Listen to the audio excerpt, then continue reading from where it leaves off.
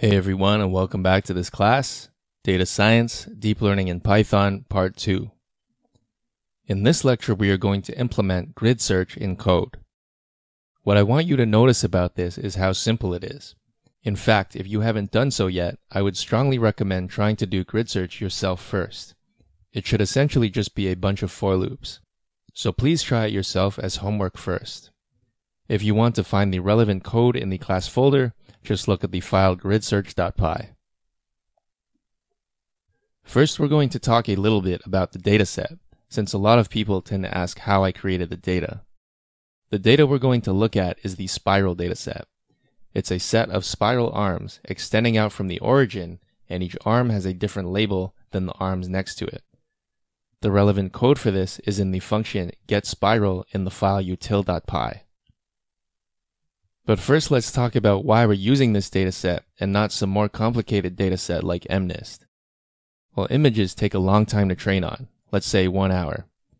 Well, if you're doing grid search and you want to test different settings for 4 different hyperparameters and you want to try 3 different settings for each of them, that's 3 to the power 4 times 1 hour.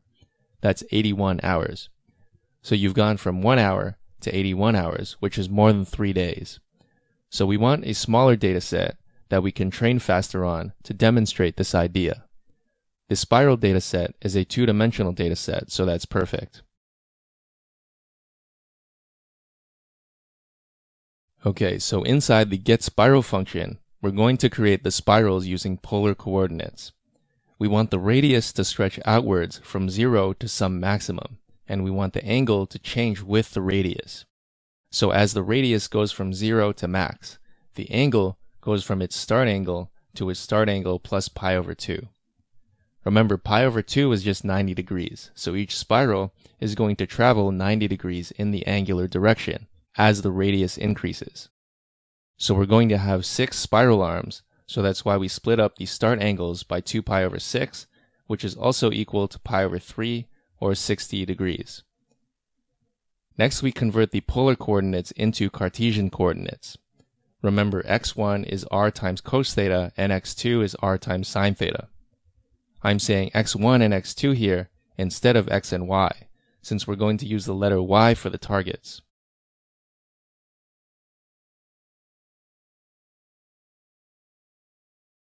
The next step is to add x1 and x2 to the big X matrix that's going to represent the input data.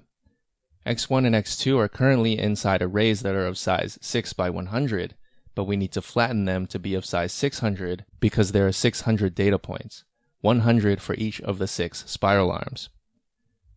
Next, we add some noise to the data so that it isn't a perfect set of spirals. Then we create the targets. It's just 100 zeros followed by 100 ones, followed by 100 zeros, and so on. Remember, this is because we want each spiral arm to be a different class than the arms beside it. So now we are back at grid search. At the top we have our usual imports. Notice I'm also importing ANN from a file called theano.ann. Unless you skipped ahead in this class, you don't yet know how to write a neural network in Theano, but that's okay. It's fully encapsulated, so it's just like using scikit-learn. You don't actually need to know how it's written, you just need to know how to use its API. The main piece of this file is the grid search function. The first thing we do is get the data. You can plot the data if you want to see what it looks like if you don't already know.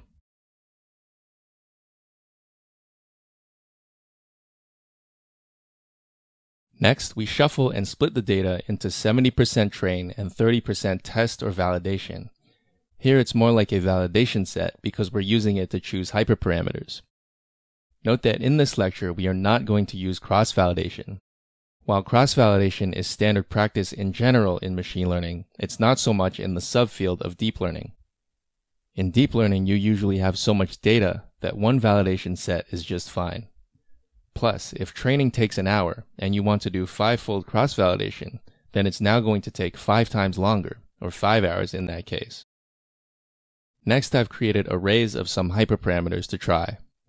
For the hidden layer sizes, I want to test one hidden layer of size 300, 2 hidden layers of size 100 each, and 3 hidden layers of size 50 each. I want to test the learning rates 10 to the minus 4, 10 to the minus 3, and 10 to the minus 2. I want to test the L2 penalties 0, 0.1, and 1.0. Notice that this is not an exhaustive list of all the possible hyperparameters I could try. However, if we were to add more hyperparameters, the time it takes for this script to run would increase geometrically.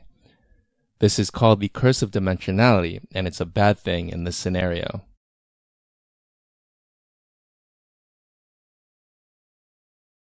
Next, we enter the main loop. We initialize the best versions of all the hyperparameters to nothing since we haven't started yet, and the best validation rate will be 0, so that anything we do will beat it. Next, we just do a nested for loop through all the possible settings of our hyperparameters. Inside the loop, we create an ANN, fit it with the chosen hyperparameters, and log the train accuracy, the validation accuracy, and the hyperparameter settings. If this validation accuracy is better than the best so far, we keep the current hyperparameter settings. Once we're done, we print out the best validation accuracy along with the hyperparameter settings that correspond to it. So let's run this and see what we get.